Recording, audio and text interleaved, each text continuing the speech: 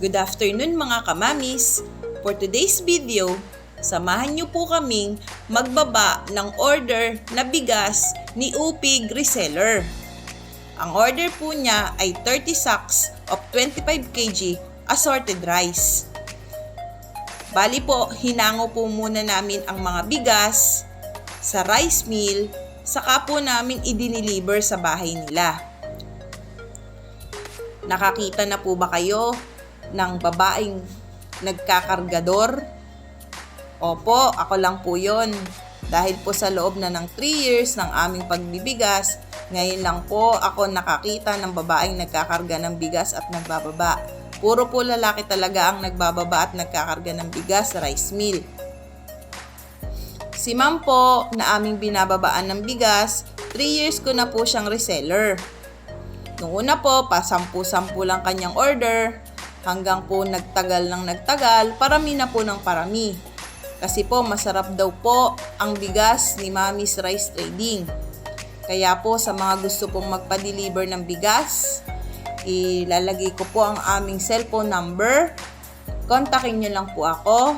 At mas maganda po kung may FB po kayo para po masend ko rin po ang mga picture at butil ng bigas. Marami po akong mga reseller na sa Facebook ko lang din po sila nakilala.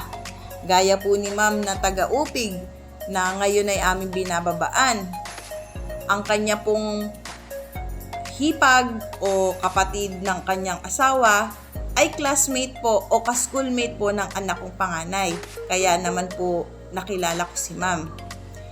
Every time po kami nagdi-deliver dito, hindi po kami umaalis ng walang soft drinks at tinapay. Ganyan po ka-generous ang aming reseller na si ma'am. Talaga pong, lagi po siyang may pauwi sa aming merienda. 3 taon na po kaming nagbibigas at sa awa po ng Diyos ay marami na rin po kaming mga suki na aming naging kaibigan na rin po. Hindi lang po kanegosyo, naging kaibigan na rin po namin.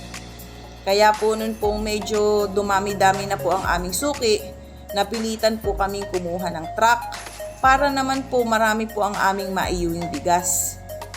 Sa ngayon po, sobrang taas po ng presyo ng bigas. Kaya po, imbis po na pasulong ang aming binibili ay paurong dahil po sa mahal at laki ng puhunan.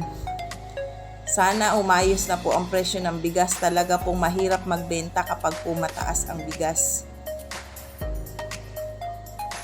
Ayan po, nakasalansa na po si daddy ng bigas, 30 sacks po. Ayan si tatay, nakakamada na po, 30 sacks assorted rice. Thank you po, ingat po kayo palagi.